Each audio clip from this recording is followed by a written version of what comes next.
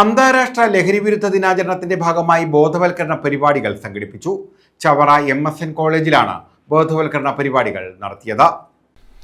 രാജ്യാന്തര ലഹരിവിരുദ്ധ ദിനാചരണത്തിന്റെ ഭാഗമായാണ് ചവറ MSN കോളേജിൽ ബോധവൽക്കരണ പരിപാടികൾ സംഘടിപ്പിച്ചത്.